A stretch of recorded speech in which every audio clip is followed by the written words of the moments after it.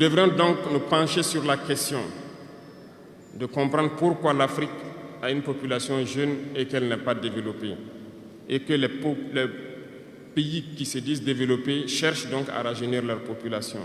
Vous entendrez parler de l'Union africaine. Oui, elle existe, mais quel est l'effet de l'Union africaine en réalité?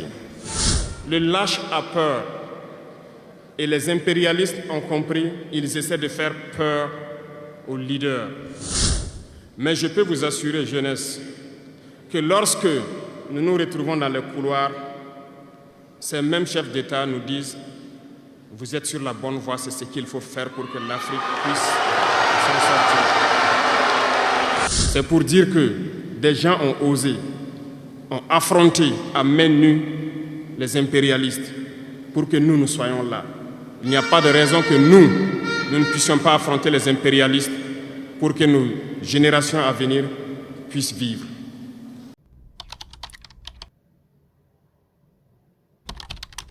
Bonjour à tous. Je souhaite donc la bienvenue à tous les jeunes venus des 13 régions qui sont dans la salle et ceux qui n'ont pas pu avoir accès à la salle.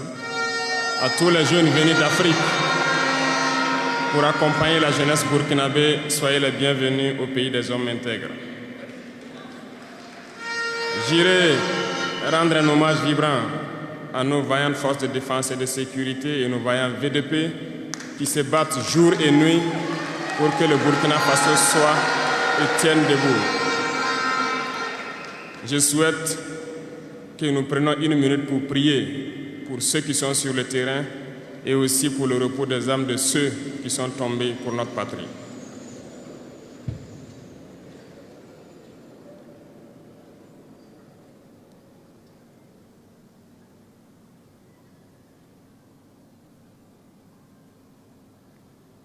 Je vous remercie.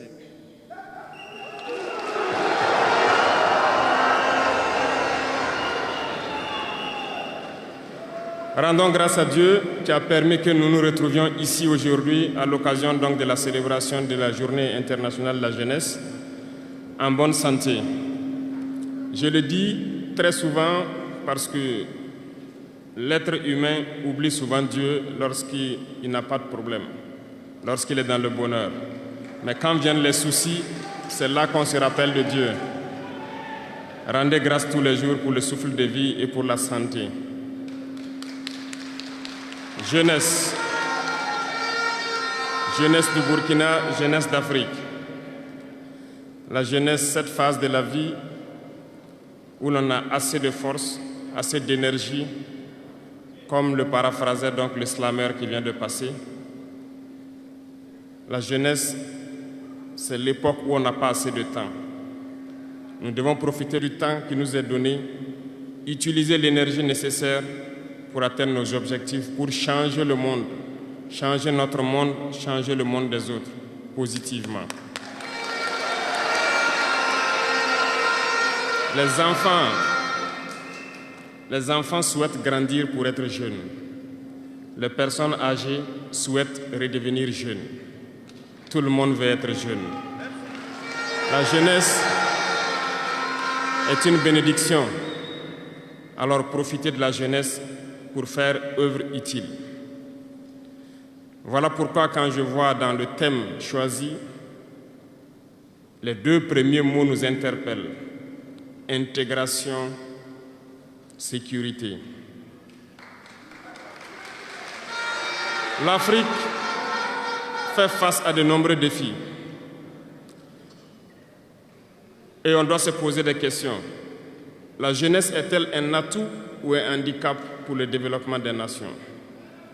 La réponse est simple et sans équivoque. Et vous la savez. Les pays développés ont pour la plupart une population vieillissante. Et actuellement, beaucoup de pays ont lancé des programmes pour rajeunir leur population. L'Afrique a cette chance d'avoir une population très jeune. Mais pourquoi l'Afrique n'est-elle pas développée?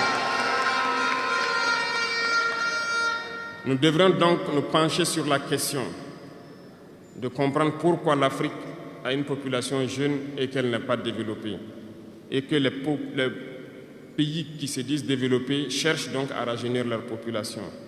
Il faut que nous arrivions donc à transformer notre jeunesse en un véritable atout et un moteur de développement pour notre continent. Et pour ce faire, nous avons besoin d'intégration, nous avons besoin de sécurité, de développement, nous avons besoin de nous unir. Certes, vous entendrez parler de l'Union africaine. Oui, elle existe. Mais quel est l'effet de l'Union africaine en réalité?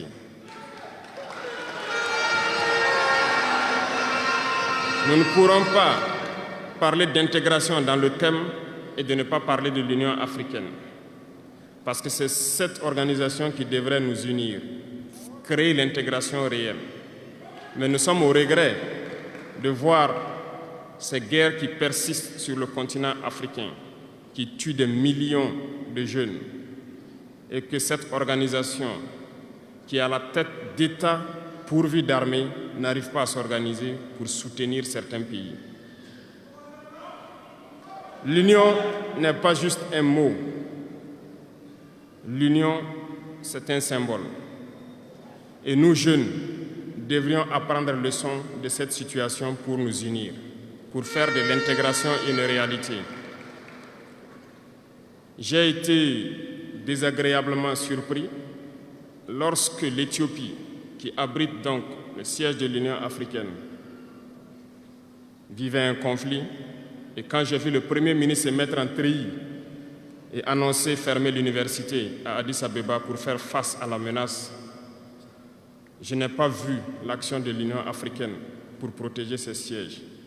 Les États occidentaux, pour la plupart, voyaient Addis Abeba tomber, ont plié bagages et partir. L'Éthiopie s'est battue, a trouvé une solution interne et vit plus ou moins en paix aujourd'hui.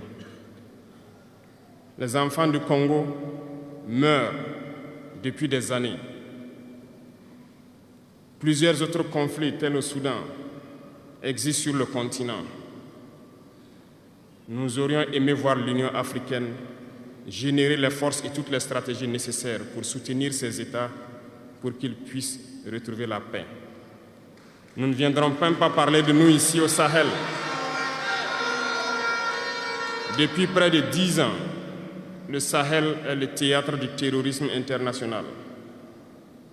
Mais nous ne voyons aucun soutien de ces organisations pour trouver une solution à ce problème.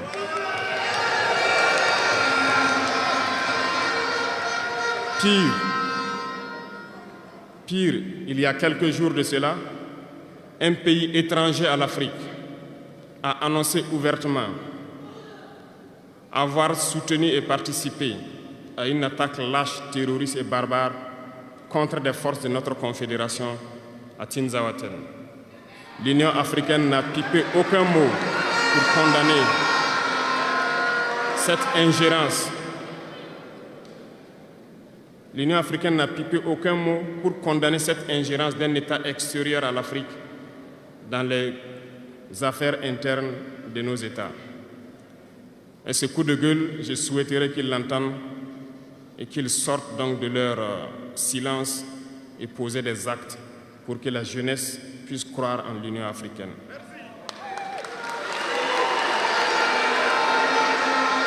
Il nous faut nous unir. Il nous faut nous unir et la seule manière de s'unir, c'est de se parler, de se comprendre et de pouvoir donc asseoir les bases de cette unité-là. Et jeunes, laissez-moi vous dire que pour s'unir, il y a 3 mots, 3 grands vices qu'il faut bannir de nos comportements et de notre vie. Je parle de la lâcheté, la traîtrise et l'incompétence. Il faut bannir ces 3 mots de notre mode de vie. Et je m'en vais vous expliquer pourquoi. La lâcheté recouvre beaucoup de vices. Un lâche a toujours peur. Et lorsqu'on a peur, on devient un esclave. On se plie, on lèche les bottes.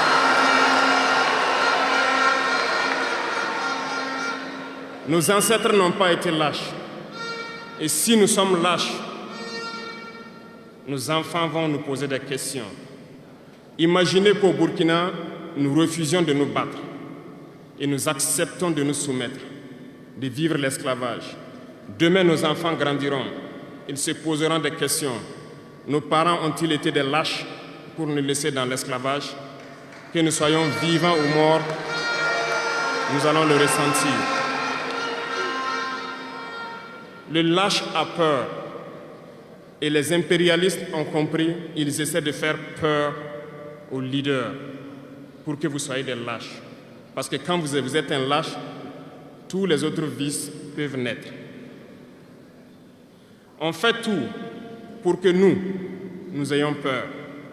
Ils viennent dans nos palais, ils nous menacent directement ou des menaces voilées. Bien sûr, nous répondons comme il le faut. Ils essaient de nous faire comprendre. Ils prennent chaque fois des exemples. Ils nous diront, vous savez, Thomas Sankara a essayé de faire comme ça, mais il est où? Il est mort. Le président haïtien, il a essayé de faire comme ça, il est où? Il est mort. Kadhafi a essayé comme ça, il est où? Il est mort.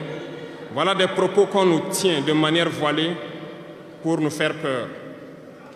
Et pire, nous voyons aussi souvent certains jeunes essayer d'emboîter le pas d'une autre manière. On peut les entendre dire « telle personne a régné ainsi, il est à la CPI. Telle personne a régné ainsi, il est en prison. » Tout ça pour essayer de nous faire peur, pour qu'on devienne des lâches. Mais je pense qu'ils n'ont pas compris quelque chose. Quand nous disons la patrie ou la mort, nous vaincrons, ce n'est pas qu'une phrase. Ce n'est pas qu'une phrase, ça a tout son sens. Nous n'avons pas peur et nous n'aurons jamais peur. Nous continuerons notre lutte.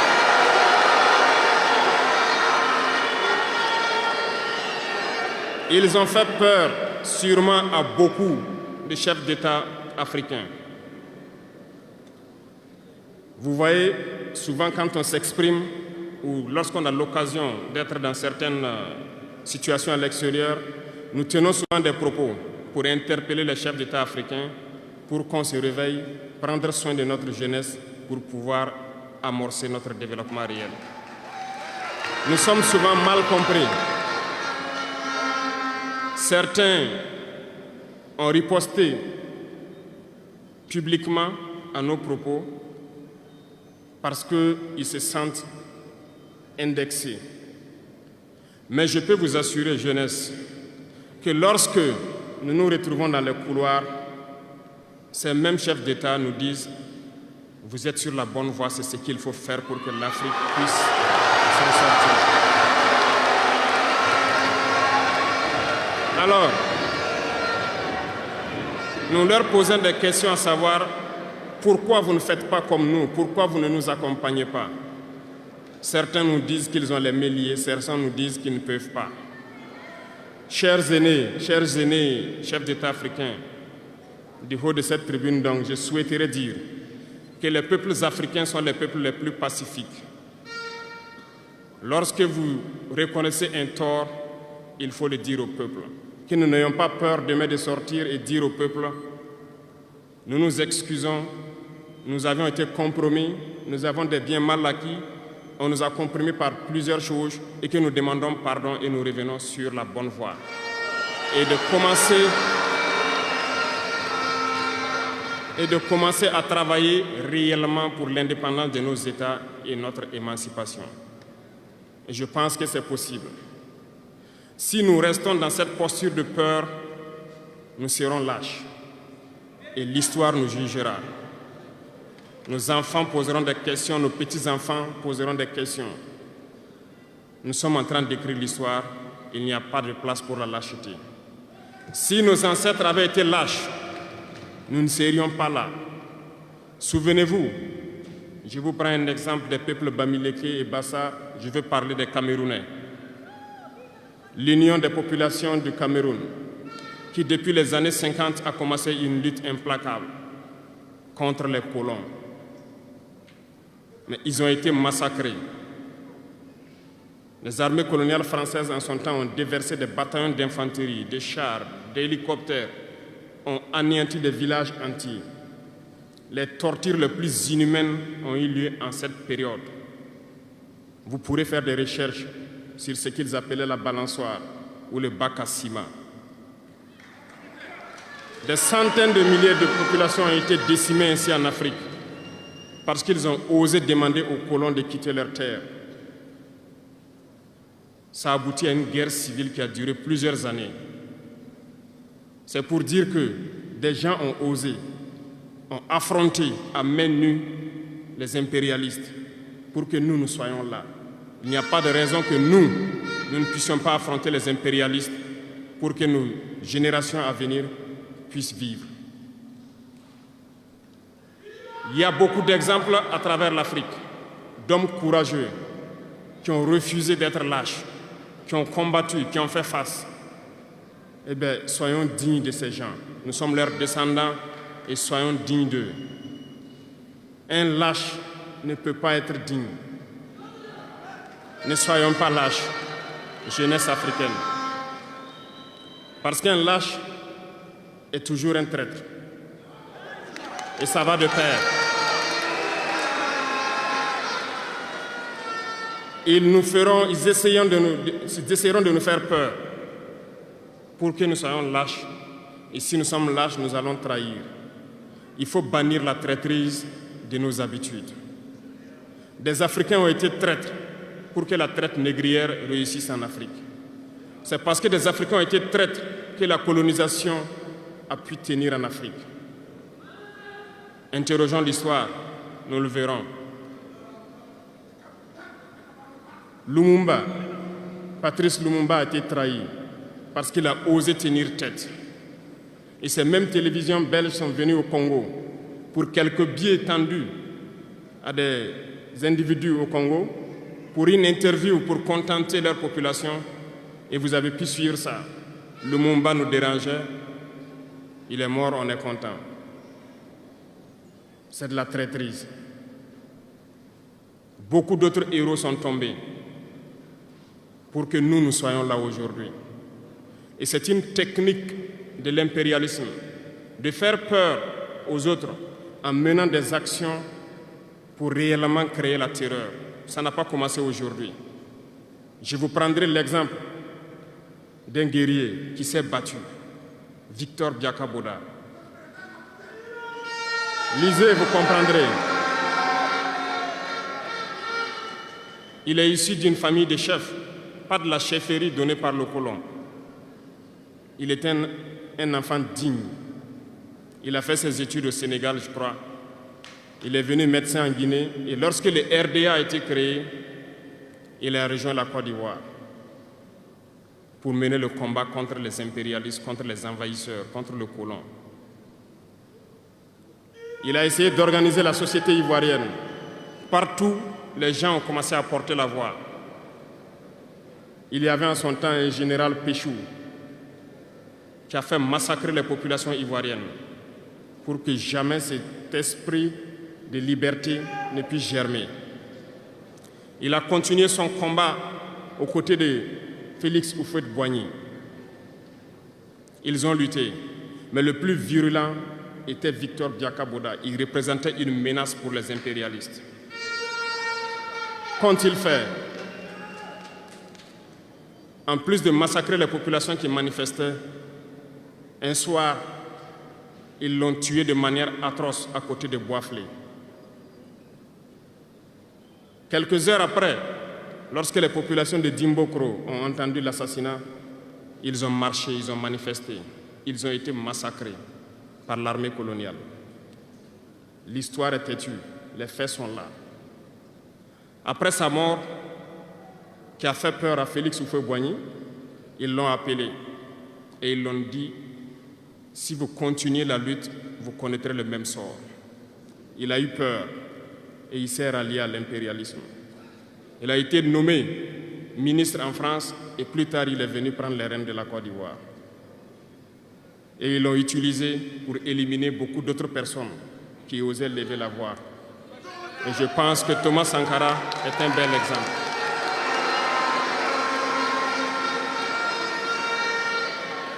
Si vous avez peur, vous serez lâche et vous serez traître.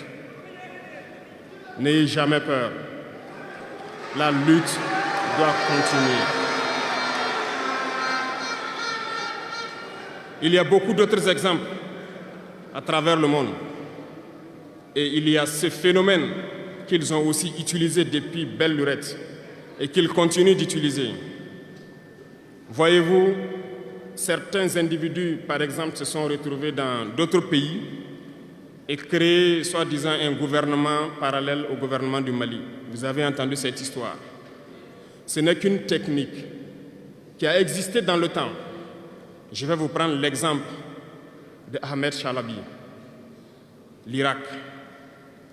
Ce professeur de mathématiques qui a même été dans le gouvernement irakien a été récupéré par les impérialistes et il a formé ce semblant de gouvernement parallèle à l'Irak aux États-Unis. Et on l'a utilisé pour être donc le mouton de sacrifice. Parce que c'est à lui qu'on a dit de prononcer publiquement que Saddam Hussein développait des armes de destruction massive. Et il l'a fait. Ils l'ont utilisé. Et cet alibi a été utilisé pour tuer des millions d'enfants en Irak et détruire l'Irak. Et vous savez quel a été le sort de Chalabi? Un soir, après une interview, dans l'interview, il disait même qu'il sait que la CIA est sur son dos. Quelques heures après, il a été retrouvé mort dans son lit, mort de crise cardiaque. Si vous trahissez, vous aurez des fins macabres. C'est ainsi. L'impérialisme n'a pas d'amis. L'impérialisme vous utilise et quand il finit de vous utiliser, il fait de vous ce qu'il veut. Suivez mon regard, vous comprenez de quoi je parle. Ça a toujours été comme ça.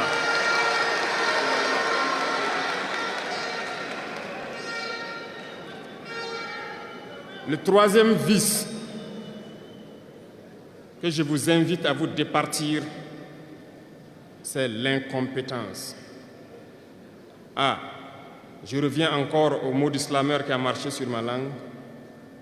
L'incompétence, vous comprendrez de quoi il s'agit. L'incompétence est un phénomène très dangereux qu'ils ont utilisé pour détruire la société africaine. Dans nos administrations, il y a beaucoup d'incompétence. Reconnaissons-le. Les incompétents ont beaucoup de place à côté de l'impérialisme. Parce que les incompétents peuvent plomber le développement d'un pays. Les incompétents peuvent vous amener à douter de vous. Les incompétents aiment la facilité. Les incompétents aiment tout pour eux seuls. Les incompétents n'aiment pas ceux qui sont compétents. Ils n'aiment pas ceux qui innovent, ceux qui cherchent. Les incompétents sont dangereux. Lorsque vous êtes éclairé, l'incompétent ne vous aime pas. Lorsque vous voulez innover, l'incompétent ne vous aime pas. L'incompétent sait reconnaître celui qui est compétent et il va le combattre jusqu'à son dernier souffle parce qu'il a peur de celui qui est compétent. Cherchez la connaissance et travaillez dur pour être compétent. Bannissez l'incompétence. Parce que, à travers les distractions qu'on veut nous faire adopter, on devient incompétent. Je vous prends un exemple. Les réseaux sociaux sont les lieux de publication des informations aujourd'hui. Les gens s'informent à travers Internet et beaucoup de choses. Un jeune qui publie sur les réseaux sociaux un article sur sa ferme ou un projet agricole ou un projet scientifique, je suis jeune, je connais les termes. il n'aura pas peut-être 1000 vues. Mais un jeune qui publie sur des futilités, ce que moi j'appelle du n'importe quoi, il a des millions de vues.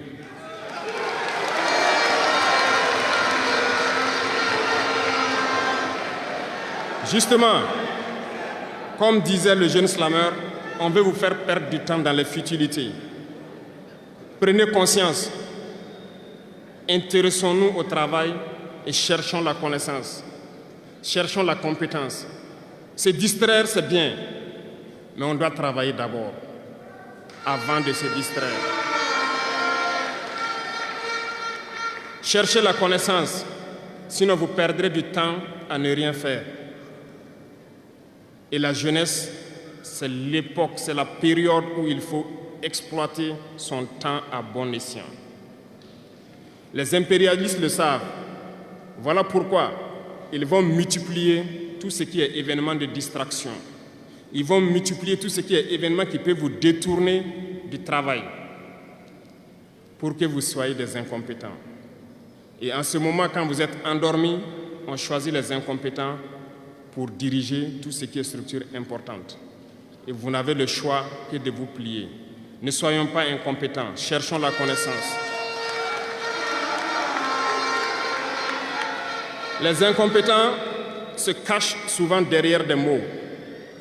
Ils emploient les termes de démocratie, de liberté, sans se rendre compte de quoi il s'agit. Camarades, la démocratie est un état d'esprit, autant que la jeunesse est un état d'esprit. C'est soi-disant démocrate, mais regardez le monde. Comment est-ce qu'on peut vouloir imposer la démocratie en tuant des millions de personnes? C'est de la dictature, ça, ce n'est pas de la démocratie. Ça ne s'impose pas. Ceux-là qui se disent démocrates, mais regardez, nous avons vu des scènes où on a empêché des gens de rentrer dans des assemblées. On a vu des scènes où des forces ont débarqué dans des assemblées pour obliger les députés à prendre des textes. On a vu des scènes plus terribles que ça, où les gens tuent leurs manifestants. Mais eux, ils s'appellent démocrates et nous, on nous appelle donc des putschistes.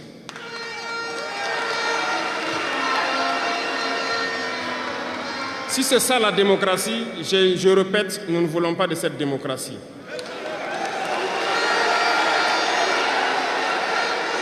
Et quand vous voyez souvent les incompétents, ils ne cherchent pas à savoir quelle est la signification du mot démocratie en réalité. Ils s'accrochent juste à la définition qu'il lui a donnée l'impérialisme et il se met à parler de démocratie sans réellement connaître le fondement. Ça, c'est de l'incompétence. Il faut chercher à connaître, avoir la connaissance, regarder le monde pour redéfinir la démocratie telle que nous le voulons en Afrique. Les incompétents se cachent derrière les libertés. Retenez une chose, il n'y a pas de liberté individuelle qui existe. C'est un fait. Vous pensez vraiment que chacun est libre? La liberté est collective. Tant que nous vivons dans une société avec des règles, la liberté est collective. Parce que si vous ne respectez pas les règles, vous ne pouvez pas vivre dans la société. Si vous êtes libre de parler comme vous voulez, l'autre aussi est libre de vous répondre comme il veut. Ça sera du désordre. Si vous êtes libre de rouler dans la rue et de passer le feu rouge comme vous voulez, l'autre est libre de passer aussi et de vous cogner. Vous comprenez que si la liberté individuelle prend le dessus, nous sommes dans une société de désordre. Voilà pourquoi il y a des règles dans la société. Et les règles, tout le monde doit les respecter. Et là, on parle de liberté collective. Donc, certains se donnent le droit de parler de leur liberté individuelle à eux, mais ne tenant pas compte des autres. Je pense que ça fait partie aussi de l'incompétence, parce qu'ils ne cherchent pas à comprendre, ils s'arrogent les droits que peut-être les États les ont donnés pour sévir, pour faire tout pour eux, en négligeant les libertés des autres. Non, la liberté est collective. Avant de poser un acte, on pense à la liberté d'autrui. et nous ne devons pas transcender la liberté des autres. Donc ça fait qu'on doit avoir de la réserve. Et une fois qu'on a de la réserve, la liberté individuelle n'existe pas. La liberté est collective. Et nous devons avoir cette culture de liberté collective. Cherchons donc la connaissance, lisons, interrogeons l'histoire. Ne lisez pas l'histoire qu'eux, ils ont écrite en leur faveur. Cherchez la connaissance à travers plusieurs sources et vous comprendrez dans l'histoire qui s'est battu pour l'Afrique, comment nous devons nous battre pour continuer cette lutte de nos dévanciers. Et je ne terminerai pas mes propos sans faire un coup de gueule encore au volet de la communication. Parce que, comme je le dis, c'est l'arme fatale de l'impérialisme. Et vous, jeunes, vous devez tout faire pour savoir distinguer le vrai du faux. Nous continuerons à démonter les mensonges des médias impérialistes qui essaient de toujours créer des soucis en Afrique. Parce que ces médias, par leur bouche, ils peuvent vous rendre un roi demain. Par leur bouche, ils peuvent vous faire quitter de votre position de roi et vous rendre un piètre esclave demain. Faites attention. Je suivais une émission, malheureusement, il n'y a pas longtemps, burkinabé, où un jeune journaliste a sorti une phrase qui m'a laissé un peu perplexe. Il parlait de la Corée du Nord. Et le journaliste a dit, mais il meurt de faim en Corée du Nord. A-t-il pris le soin d'aller en Corée du Nord enquêter pour voir vraiment s'il meurt de faim? L'idée que les médias impérialistes ont vendu de la Corée du Nord est plus développée que beaucoup de pays européens. Et parce que ces médias nous disent la Corée du Nord c'est la dictature, les gens meurent de faim, ils sont pauvres, ils n'ont rien, on prend ça ainsi. Mais la Corée du Nord est une puissance nucléaire, comment est-ce qu'ils ont fait?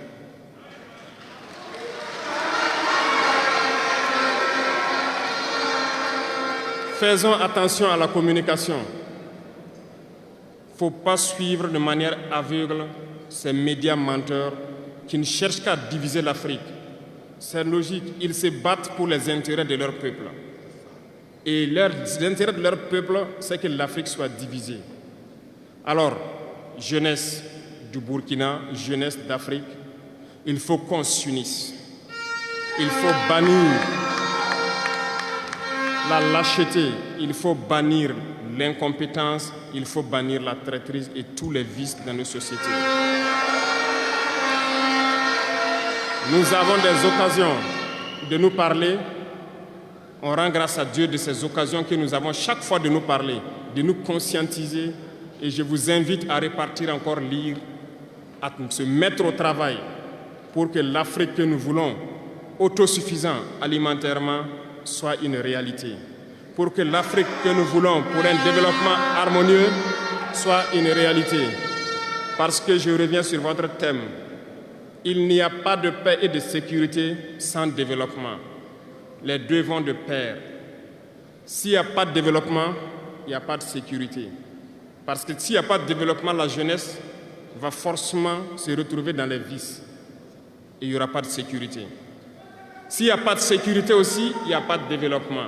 Donc les deux doivent aller de pair.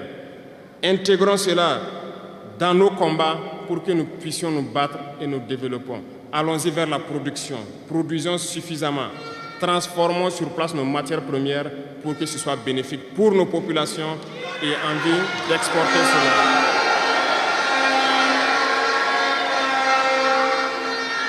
Je vous souhaite de très bonnes journées de réflexion sur le thème choisi, également sur le rôle essentiel de la jeunesse dans ce combat.